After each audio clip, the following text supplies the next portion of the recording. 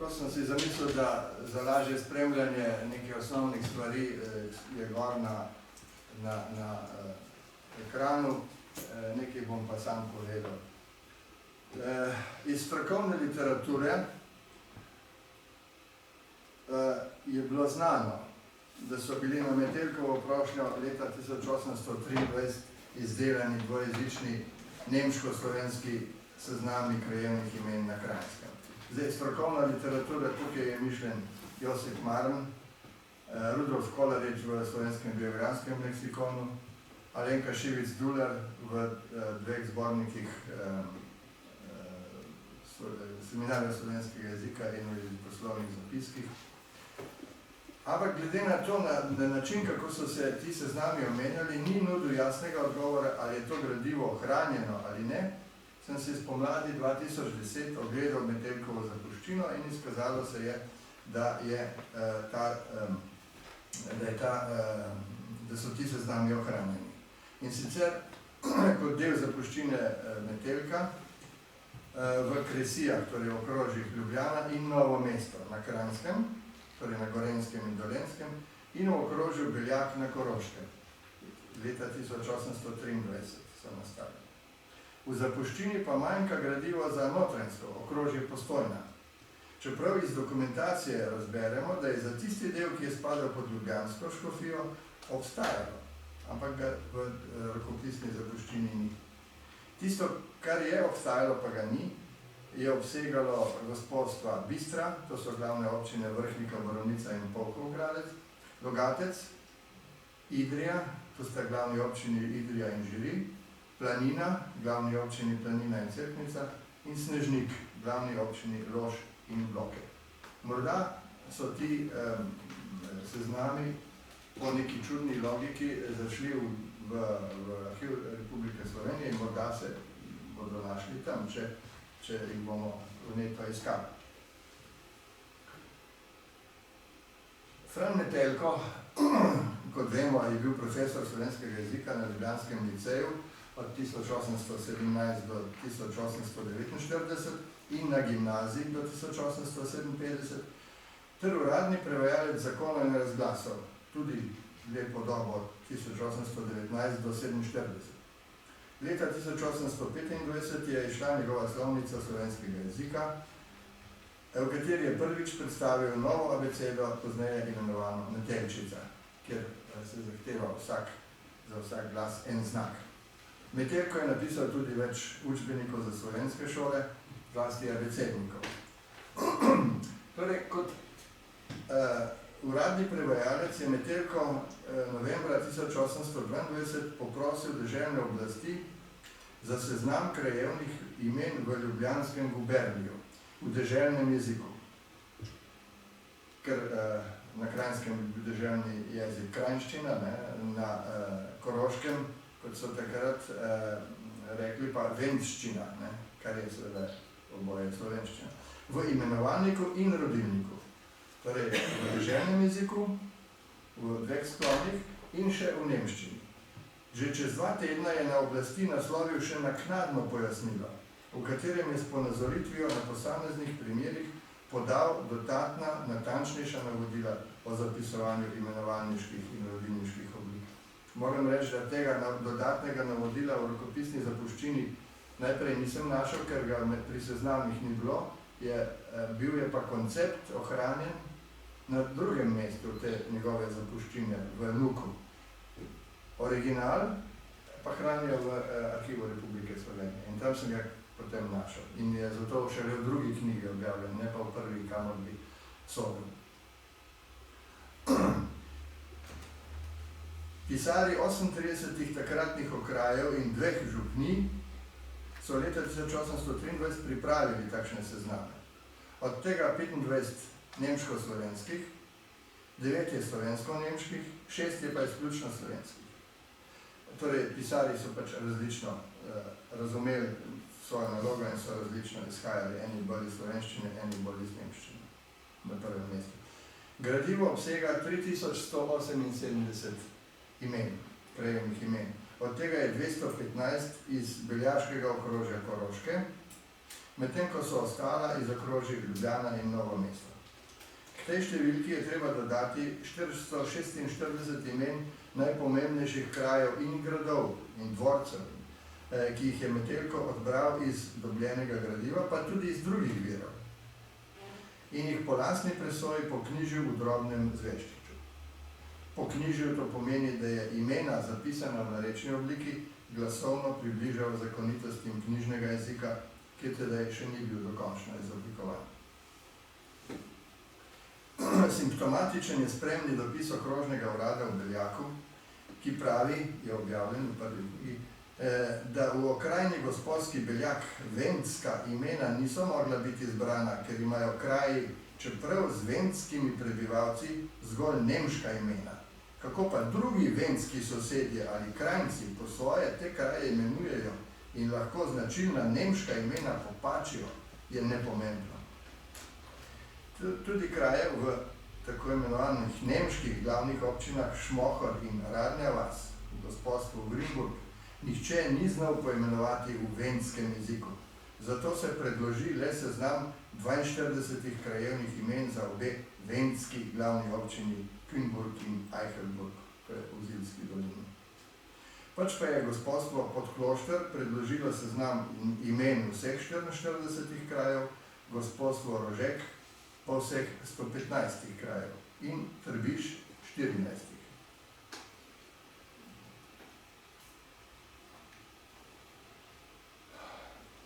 Torej, prva knjiga od obeh je išla natanko 200 let po nastanku gradiva in obsega spremno besedo z določenimi ugotovitvami, prepis gradiva in prevod nemških delov besedila, predvsem uradnih dopisov in glav posameznih seznamov.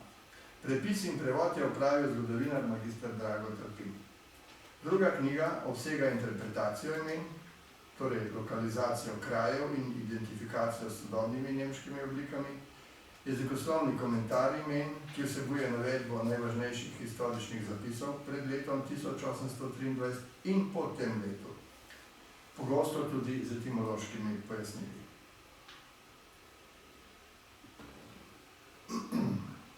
Obe knjigi sta išli tako v elektronski kot v tiskani verziji. Prva knjiga je dosegljiva na naslovu, ki ga zdaj tukaj nima smisla pač iskati, ampak pod tem naslovom knjižnim dobite na spletni strani založbe skratka tako prvo knjigo kot drugo. Prva pa ima tudi elektronsko prilogo. To so skenogrami originalov celotnega rokopisnega gradiva v formatu PDF, ki je tudi prosto dostopna. Ob prvi knjigi se najde tudi ta priloga. Zakaj je smiselna takšna razlaga, takšna izdaja zgodovinskega vira? Za dokazovanje tvorjenosti in etimologije slovenskih zemljepisnih imen je ključnega pomena kontinuirana historična dokumentacija od najstarejših časov do začetka 20. stoletja, ko se je v glavnem končal proces njihovega poknjiževanja. Pomembno je spremljanje historičnih zapisov v celotnem časovnem loku, ker si na podlagi posameznih odsekov včasih ustvarimo napačno sliko. Težava pri starejših historičnih zapisih slovenskih zemljepisnih imen je ta, da so ta pogosto izpričana v glasovno ponemčeni in nenatančni obliki ali celo v nemškem prevodu. Zdaj sem podal nekaj primerov, kjer krajevnih imen, kjer so ti historični zapisi odigrali ključno vlogo pri njihovi etimologizaciji. Dal sem 4 primere. Hobovše, to je na vas, na vrh Sevške, Poljanske doline, na meji že tam s Cerkljansko, ki ima zapise od srednjega veka naprej, potem pa tam do 1501, in ko je Bezlaj skušal to razložiti, njemu so manjkali zapisi iz 16. in 17. stoletja. Imel je skratka srednjeveške in potem od 18. stoletja naprej.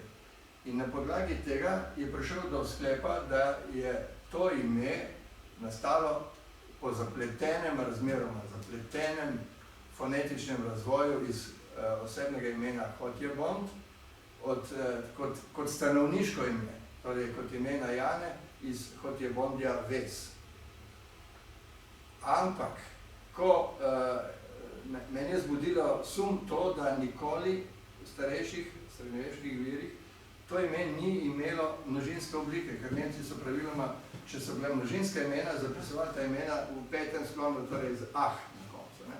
In ker tega ni bilo, se je imelo sumo, da je to ime prvotno edninsko. In če je to ime edninsko, potem ta razlaga pada.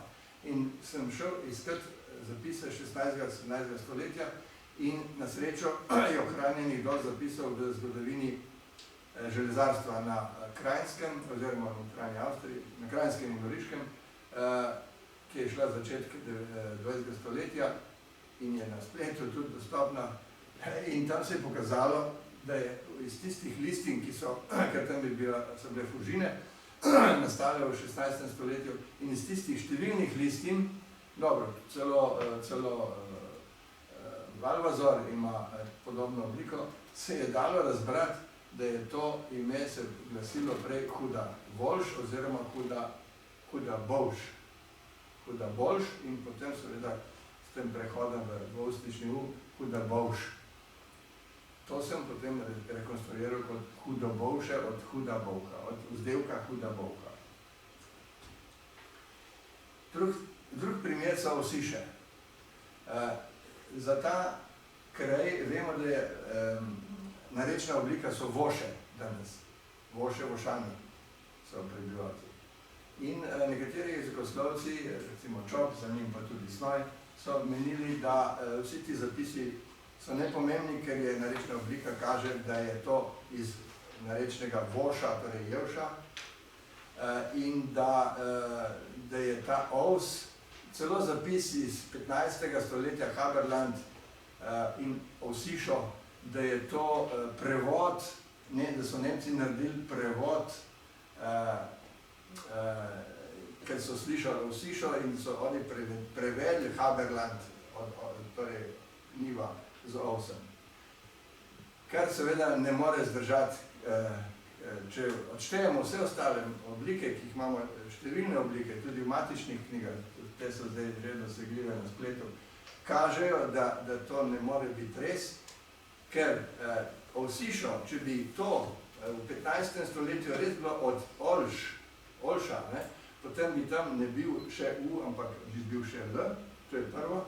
Drugič pa nikoli gost iz določene vrste dreves, istih dreves, nima pripone, torej imena za take gozdove nima pripone išče.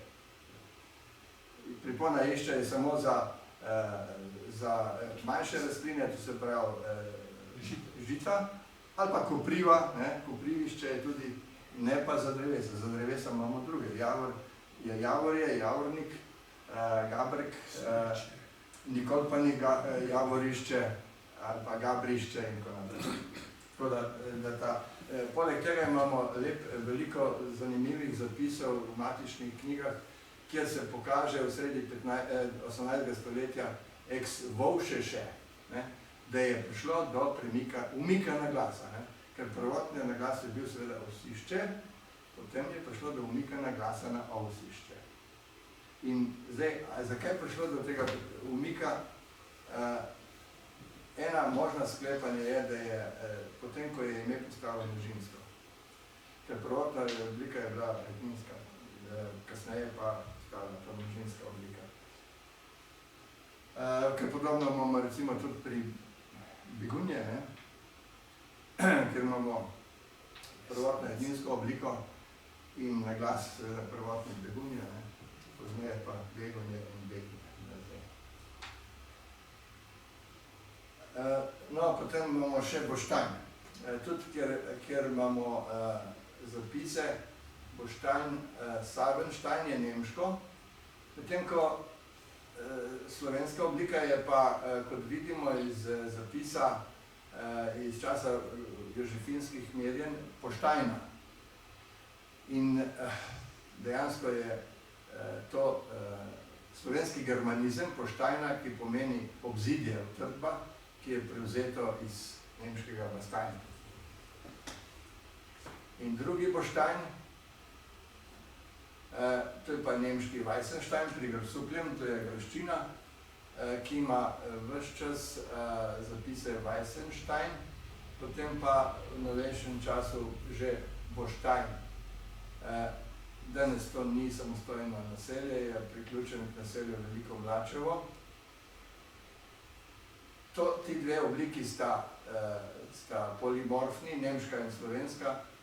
Seveda Boštajn, slovenska, je prav gotovo na enak način nastala kot Boštajna, torej iz utrdba, medtem ko Weissenstein seveda pomeni bela peč. Weissenstein pomeni bela peč, bela skala, beli kamen. In Boštajn ni nastal iz Weissenstein, ampak iz Boštajna, torej iz Baštajna. Tako, pri lokalizaciji virov in identifikaciji s sodobnimi imenskimi oblikami se je bilo mogoče nasloniti na druge, že objavljene historične vire, krajevne imenike in leksikone. Poglavitno oporo pri lokalizaciji krajev sta nudila popis iz leta 1817, to je Hauptausweis über die Einteilung des Leibacher Gouvernementsgebietes in Freierjev dvojezični seznam toponimov in gradov iz leta 1846. Pri iskanju slovenskih oblik krajevnih imen se je kot zelo dragocen vir izkazal tudi jožefinski vojaški zemljevid s priloženimi opisi okoli 1780. leta, nastal v dvojezični nemško-slovenski izdaji, torej natisnjen. Posebej je pa še pomemben isti zemljevid, ki je dosegljiv na spletu. Na spletu lažje iščemo, kot pa brskamo po tehle plahtah, ki so odtisnjene.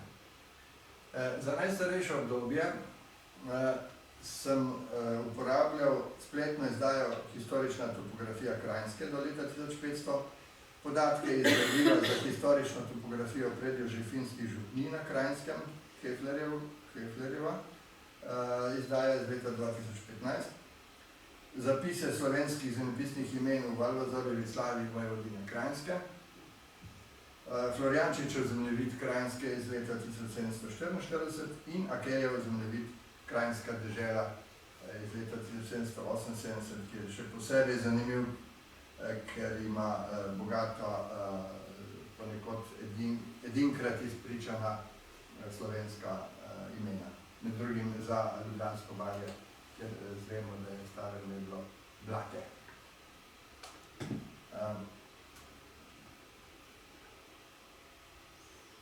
Včasih sem pritegnil tudi zapise iz matičnih knjig, ki so v zadnjem času dosegljive na spletu.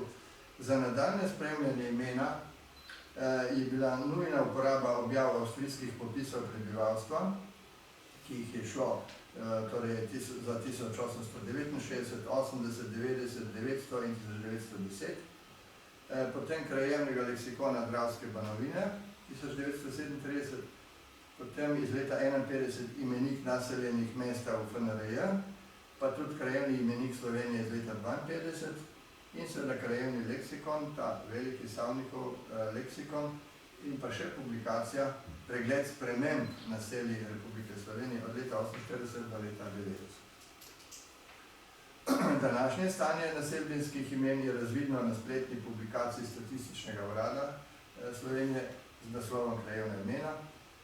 Sodobne imenske oblike, onaglašenost in raba v rodilniku so praviloma prevzete iz priročnikov Slovenska krajevna imena iz leta 1985, Slovenska krajevna imena na Koroškem, Pavleta Zdovca, 3 izdaje, in Slovenska krajevna imena v Italiji, Pavleta Merkuja iz leta 1999, le v manjši meri pa smo upoštevali lahko tudi slovenski pravopis 2001.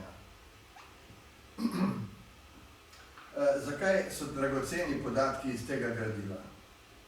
Zapisi iz gradiva iz leta 1823 so v nekaterih primerih pomembni za zanesljivejšo etimologizacijo imena, ker nam omogočajo pogled v živi jezik oziroma imenske oblike pred prvim celovitim poskusom njihovega poknjiženja. Naprimer, pri Libiji rodilnik Prelibla, za Prerigel pri Knežji Lipi v občini Kočevje. Nastal je iz osebnega imena Preljubel. Potem Hočevje, za ime Kočevje. Torej, v tem viru so še uporabili, je pisar še uporabil pristno slovensko obliko za ime Kočevje, še ne ponemčeno, kot Hočevje, ker je iz Hojka, Jelka nastalo. Potem Metelkovo gradivo nam priča o nekdanji pridevniški sklanjatvi krajevnih imen v nasprotju z danes uveljavljeno samostatniško. Recimo Vevče, Vevčiga, danes so to Vevče, Vevč. Orle, Orliga, Orlga, danes so to Orle, Orl. Spodnju Bitne, recimo, ne? Se lepo vidi, da je bilo to edninski samostan. Danes so to Spodnje Bitne. Pripona Jane, stanovniška pripona Jane, je v tem viru še živela tudi v rodilniških oblikah nekaterih imen na Gorenjskem. Recimo Zgornje Duple, Zgornjih Duplan, danes so Duple, Dupel. Cerkle, Cerklan, danes Cerkle, Cerkel.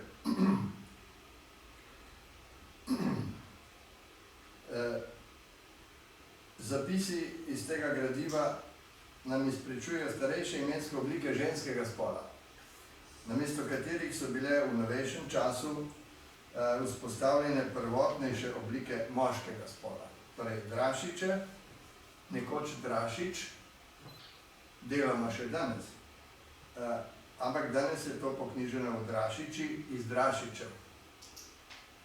Bojance, rodilnik Bojanc, danes so to Bojanci iz Bojancev. Številne primere imamo edninskih imenskih oblik, ki so jih danes izrinile množinske. Tukaj navaja samo dva primera. Občica je bila na Kočevskem, ne? Danes tam center Kočevski. Rodilnik Občica takrat še, danes je to množinska oblika. Slamnek pri Bohinjski Beli je bil nekoč edninski, danes so množinska. To je Slamnek, ki sicer manjši kraj in izvira iz priimka Slamnek. Potem obraten primer. Lomi, Lomov, danes je to Lom nad Volčo, Loma, ne? Danes je ednina. Potem Hrvače, pri Ribnici,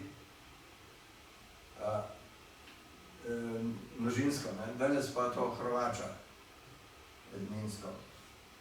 Potem primer pred vokalno redukcijo ohranjenih še vokalov. Torej Setična, ne? Čeprav je nastala Žitična, ampak danes to Stična in ta je še ohranjen v viru. Metelko je to potem poknjižil v Štična, kasneje frajer pa že v Zatičina, kar je seveda čist odmik. Pešev je še za tem ejem, danes je to Pševo pri Kranju, iz osebnega imena Biševo. Potem vidimo tudi, da sta se priponi ec in nica zamenjali dostikrat. Včasih je bil takrat ec, pa danes ica, enkrat je bil pa takrat ica, pa danes ec. Strmec, danes strmica, ajdovca, danes ajdovec. Potem primeri, ko je pridevniško pripona j, izpodrinna pripona, tudi pridevniška pripona ski, torej Luterče selu, že od 1894 naprej Luterško selo, od osebnega imena Luter. Potem pridevniško pripona j je izpodrinna pripona ov, torej Prebače, je nastalo iz pribak, z j-jem, že od frajerja naprej je to Prebačevo. se je pa Prevačeva tudi že, kot sem gotovo, včasih pojavila že v preteklosti, tako da sta obe obliki, so obstajali. Nekaj je še primerov, oziroma veliko je primerov nedokončanega posamostaljenja predložnih zvez. Recimo pod Turn so pisali še pod Turnom, med vode so pisali med vodami. In to že na Florjančičevem zemljevidu je ta oblika med vodami tudi že izpričana. Tukaj najdemo v tem gradivu tudi nekatere edinstvene imenske oblike, ki jih ne prej, ne kasneje nisem srečal. Torej, danes je Mrzla župa, to je v občini Trebnje, Mrzla luža, tam je pa zapisano Mrzla župa. Mogoče se je tudi, mogoče se je zmotil, mogoče pa res so tako rekli. Potem prevoz, privoza je danes Brod v občini Žužemberk. Seveda pomeni isto. Potem nekatera imena so bile umetno ustvarjena iz imen svetniških zavetnikov. Namreč takrat, ko so v Avstriji uvajali naselja kot statistične enote, to je bilo 1770, so iz številnih zaselkov, da bi poenotili, da bi dali eno ime vsem tem zaselkom, so dostikrat vzeli kar ime najbližjega cerkvenega zavetnika, ljudje pa tega niso zmeraj sprejeli. In so po svoje govorili. No, in Šent Mohar v Sevški dolini je že pred vojno prevladala očitno ljudska oblika Pozirno. In potem v Šmartno, mislim, Velika Štanga v občini Šmartno pri Litiji je bil Sankt Anton, ali Sveti Anton, in že od 1846 naprej samo še Velika Štanga. Potem po drugi strani pa seveda so številna svetniška krajevna imena, ki so jih po vojni nadomestili z drugimi imeni ali pa so oklestili jih tega prilastka sveti. Tukaj samo nekaj primerov. Svet Križ, ki je zdaj Podbočje, St. Peter, ki je zdaj Otočec v Novem mestu, Sveta Ana, ki je zdaj Podljubelj. Nekatera od teh imen so bila po letu 90 ponovno vzpostavljena, svetniška imena. Pri Svetim Lenart, vmes je bil Lenart nad dušo, zdaj je pa Svet Lenart. Potem Svet Jošt, potem je bil po vojni Jošt nad Kranjem, zdaj je Sveti Jošt nad Kranjem. Pa nekaj primerov krajevnih imen, ki so bila iz različnih administrativnih razlogov zamenjana. Recimo Svet Križ je že od predvojno naprej Črni potok v občini Šmartno pri Litiji in grad je že od 1874 Bled. Bled je bil prej samo pokrajinsko ime, ampak ker je ta centralno naselje pod gradom, ki se je imenovalo grad, nekako strnilo vsa ta naselja v eno, so ga začeli imenovati Bled. Dvor je že od 1919 dalje nastopal pod imenom Šentjanž. No, zdaj pa, če pogledamo Metelkov Zveščič. Namreč Metelko je iz tega gradiva imel namen, njegovi nameni so bili takrat veliko poteznejši, očitno teh svojih načrtov ni izpeljal. Mislim, da je krivo to, da je takrat že pisal svojo slovnico in ni več imel dovolj časa, da bi ta svoj načrt seznama krajevnih imen v obeh jezikih za Kranjsko oziroma za Guberni ljubljanski, da bi ta načrt izpeljal. Je pa ostal nam tale Zveščič, ki je, bi rekel, kaže na določeno nihanje neke negotovosti, kako posameznega imena poknjižiti.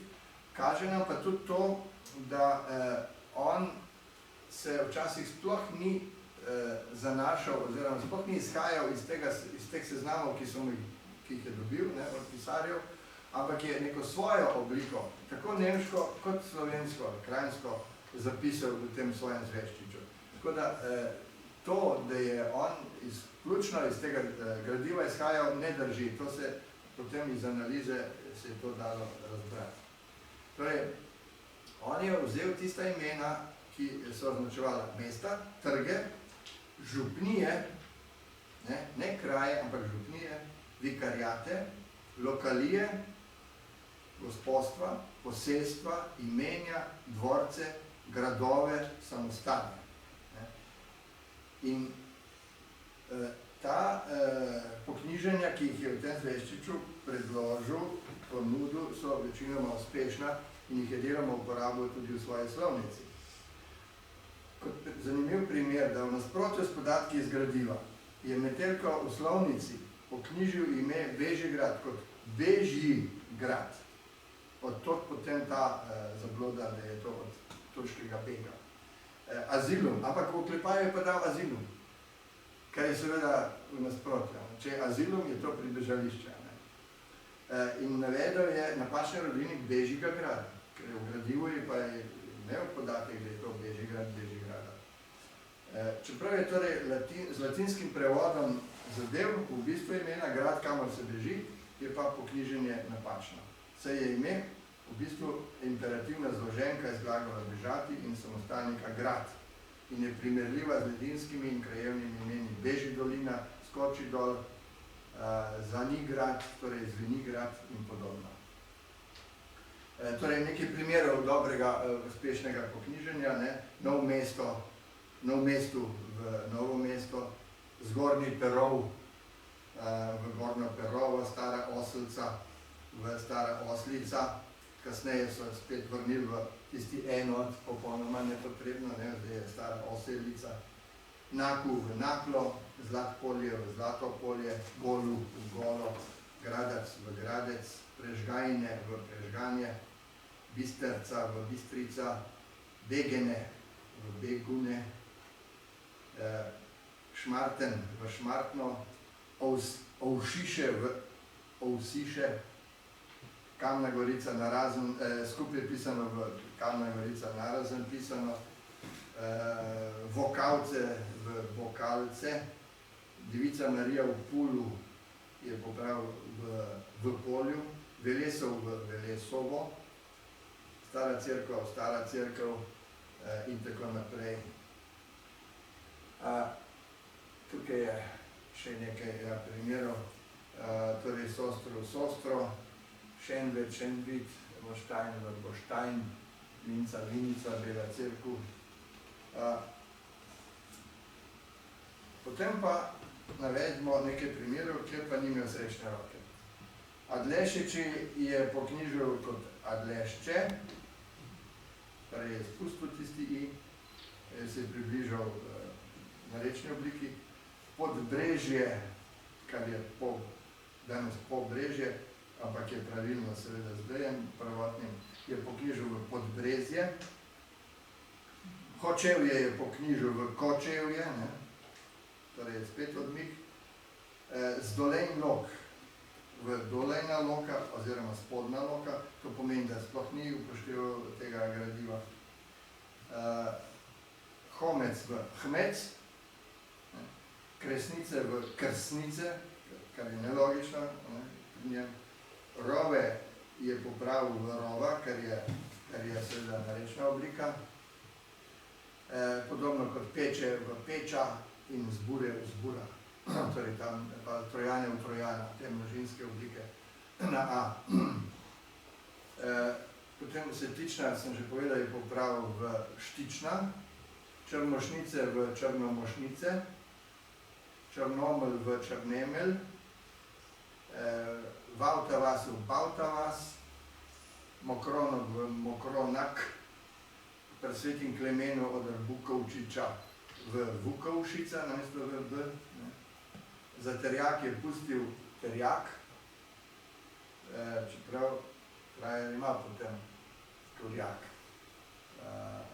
Prešern pa je že leta 1832 uporabil obliko grad Turjaški. kažejo opozoriti na slovenska imena v Zveščiču, ki se razlikujejo od imen navedenih v seznamih okrajnih pisarjev.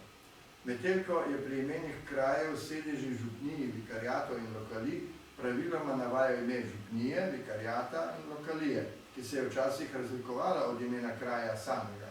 Tako je ime Veliki Trn v občini Krško pisar gospodstva Šrajbarski Turn zapisal kot Veliki Trn, Metelko pa Sveti Duh. Šentjanž v občini Sevnica je pisar gospodstva Boštanj zapisal kot Dvor, Metelko pa Šentjanž. Staro Apno v občini Grosuplje, ki se od leta 92 spet imenuje Škocen, je pisar gospodstva Turjak zapisal kot Staro Apnu, Metelko pa St. Kancijan by Auersperg. Seveda, ker je pisal ime župnije.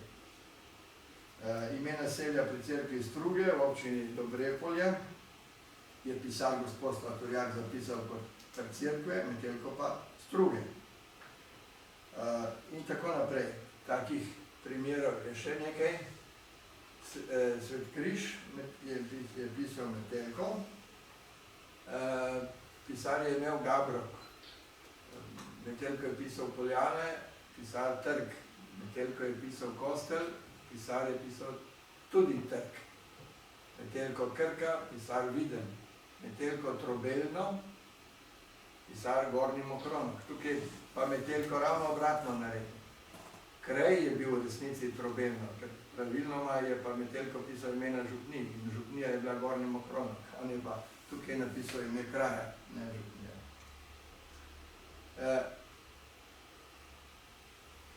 To še nismo. Razlike se pojavljajo tudi v drugih imenih. Dragomelj je pisar pisal Dragomelj, Metelko pa Drgomen.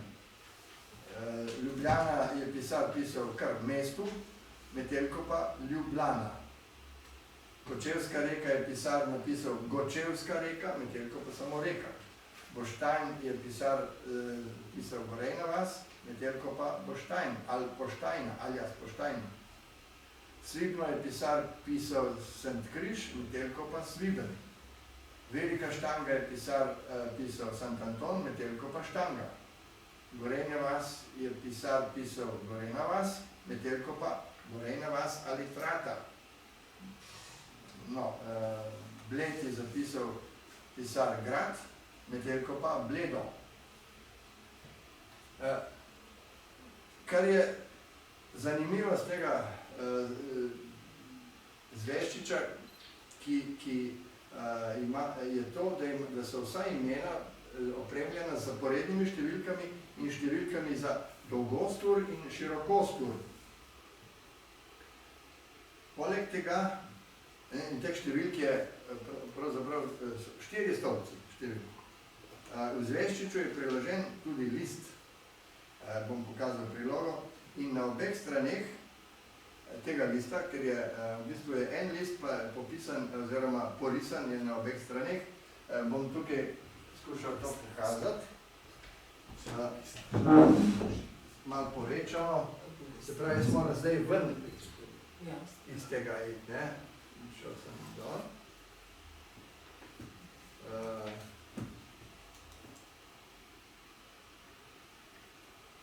Tole, ja. No, tole recimo, se ne vidi, to se pravi zato, da bi to gor prikazal, ne bo šlo, zato, da bi to gor prikazal, je verjetno treba drugače. Ne gre, no dobro, sej, ne bomo pač se zdaj na tem ustavljali. Bom pač povedal, ne. Torej, na tem listu, ki je približno od tega formata A4, stanek v bistvu, najprej sploh nisem razumel, zakaj gre, ker je malo že zbledelo, pa tudi list je malo temnejši, so pa, in je, takole je razdeljen na 44 kvadratkov, če takole gledamo, 44 kvadratkov in dol, mislim, da jih je 32. Torej, nastane nekakšna mreža, ne? Pri pride približno 1 cm na 1 kvadratek. In znotraj, to se pravi, za dolžino pravi dolgostur, pa za dol, torej dolgostur, to je pa širokostur. In to se pravi, da je v resnici nek zemljevid Kranjske, kot sem potem razbral, niso mi bili samo jasni tiste številke. Torej, to so bili vrisani kvadratki, krožci, trikotniki, strehe, križci in pike. In zdaj, spredaj je tudi legenda, kjer pravi, kaj označuje kaj. Torej, kvadratki mesta, krožci trge, trikotniki župnije in tako naprej, vikarijate, lokalije, gospodstva, posestva, imenja, dvorce, gradove in samostane. Pike so označevale več stvari. In ko to od blizu pogledaš, ne gre samo za to, da je en kvadratek zaseden z eno od teh znamenj, ampak je znotraj tega majčkega kvadratka je še razvidno, a je v prvi četrtini tega kvadratka, a je v drugi četrtini, ali tretji četrtini, ali v četrti, ker je delil na četrtine ur. Vsak kvadratek je označeval 1 uro in znotraj tega so še četrtine ur. Torej, in je on seveda v tem kvadratku, če je 1/4 je na začetku kvadratka narisal znamenje, če je pol ure je na drugi četrtini narisal, če je 3/4 ure v tretji četrtini in če je, ja, te 3 možnosti je imel, ne? Ali pa če je zadnja četrtina, ne, je pa v zadnji četrtini. In seveda, to je zahtevalo izredno dober vid, da je on tako dobro videl, da je, to je ena stvar. Drugo je pa zahtevalo ugotovitev, od katero številko, oddaljenost vpisati v te kvadratke, katero številko. Namreč, šlo je za to, da, in to sem lahko ugotovil šele potem, ko sem ponovno šel pogledati original v NUK in sem videl, da tam, kjer so to skenirali, in sem videl, da je zadnja stran zadnja platnica zvezčiča na notranji strani niso skenirali. In tam na notranji strani, zelo zbledelimi in zelo slabo čitljivimi črkami, zapisano seveda v gotici, da namreč piše, od Bele peči do Rateč 5/4 ure, od Rateč do Kranjske gore 1,5 ure, od Kranjske gore do Dolgega 2 dobri uri, od Dolgega do Jesenic 2 slabi uri. No in takrat mi je postalo jasno, da so te ure, oziroma te številke oznaka oddaljenosti od skrajno zahodne točke Kranjske, torej od Bele peči. In da je 44 ur pravzaprav do hrvaške meje.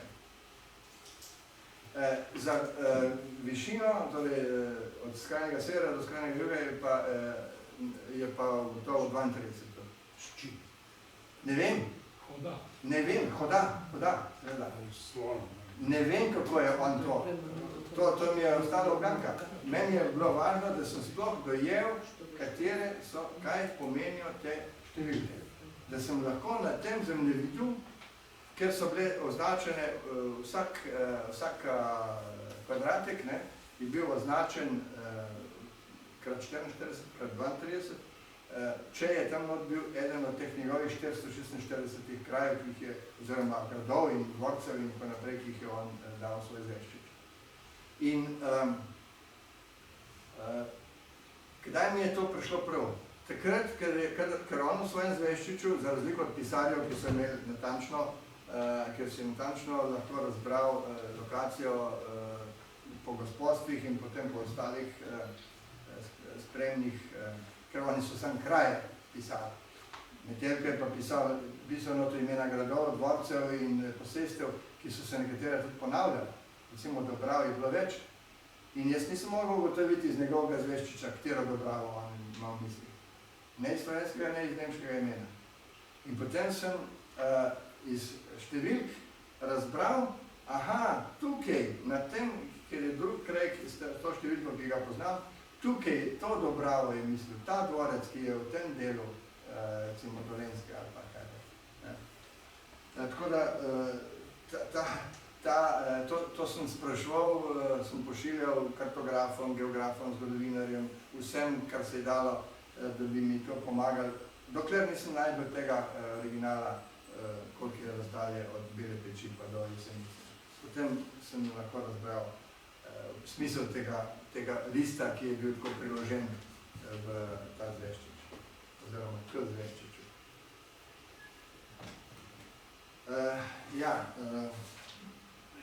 Zdaj mi moram pač pokazati, ampak to lahko vsak na spletu pogleda in vidi, ker lahko poveča. Problem je bil tudi, kako narisati ta zemljevid, ker je bilo treba to vse zelo povečati najprej. To mi je Simon Atelšek naredil tako povečavo, da sem lahko urisal vse te znake in potem je pa to spet nazaj pomanjšal, tako da je spet nastal primerne velikosti tak zemljevid, kot bi temu rekel. Zdaj sem pa jaz spet izklopil to. Zdaj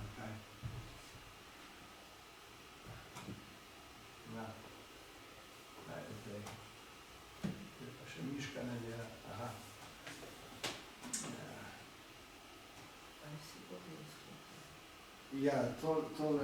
To zdaj ne dela.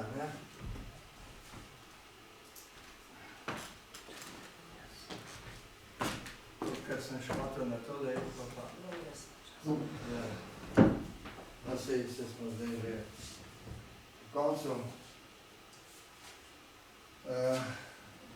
V bistvu lahko rečem, da s tem zemljevidom lahko končam. Povem samo še to, da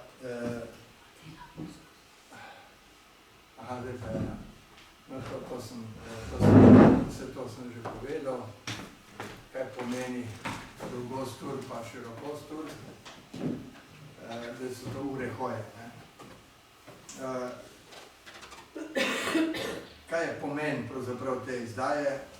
Da jedro so jezikoslovni komentarji, ki so zbrani v drugi knjigi. V prvi je pač vse gradivo, pa spredaj je neka spremna beseda in poskus neke analize.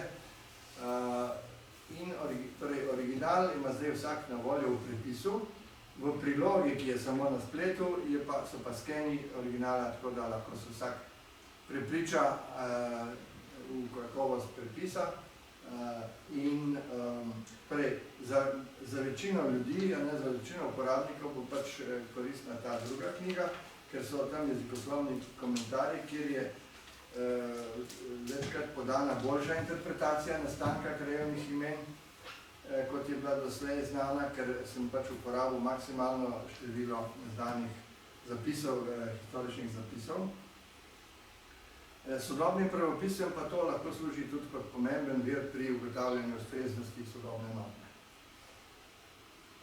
Na koncu so tudi kazala, izčrpna kazala, torej več kazal, torej knjižno-slovensko, krajinsko-nemško, potem obrnjeno nemško-krajinsko, knjižno-slovensko, potem pa še za tiste, ki pa nimajo sploh nemških ustreznic, pa samo krajinsko, knjižno-slovensko in obratno. Tukaj bi se na koncu sem še zahvalil kolegici profesorici Metki Furlan, ki mi je predlagala komentirano objavo tega gradiva in k rokopisu podala vrsto vsebinskih in tehničnih pripomb. Potem magistru Drago Trpinu, ki je prepisal in prevedel nemške dele arhivskega gradiva, predstojniku inštituta dr. Kozmiju Apačiču, ki je načrt podprl, urednici zbirke Lingvistika et filologika dr. Andrej Legan Ravnikar, ki je uvrstila rokopis v zbirko, sourednici dr. Alenki Jelovšek za koristne pravopisne, vsebinske in tehnične pripombe ter popravke, Sokoljevko, kolegi dr. Vajsov za pravopisne pripombe in izdelavo imenskih kazal in seveda dr. Simonu Atelšku za postavitev knjige, ki je bila, zlasti ta prva postavitev je bila dokaj zahtevna. To bi bilo vse.